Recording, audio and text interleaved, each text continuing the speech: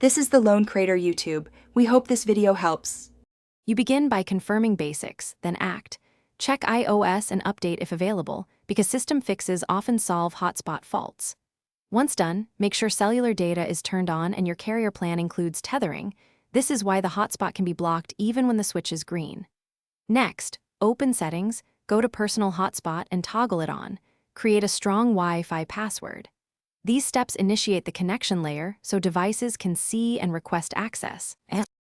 Now you handle the middle, technical fixes. Restart your iPhone and the device you'll connect, because transient network states clear on reboot. If that fails, reset network settings to remove corrupted caches. Go to General, Transfer, or Reset, then Reset Network Settings. This restores Wi-Fi, cellular, and VPN defaults without erasing personal data.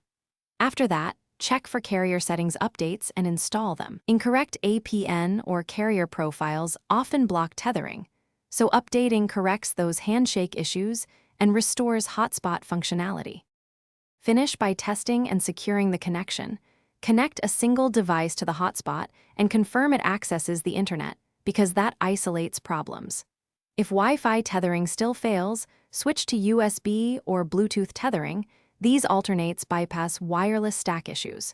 Make the hotspot password strong and change it if you've been troubleshooting publicly. If problems persist, contact your carrier and gather logs from settings Right Arrow Privacy, Right Arrow Analytics to help support. One key troubleshooting tip: toggle airplane mode for 10 seconds to force a fresh radio negotiation. Thanks for watching. Consider subscribing if we helped you.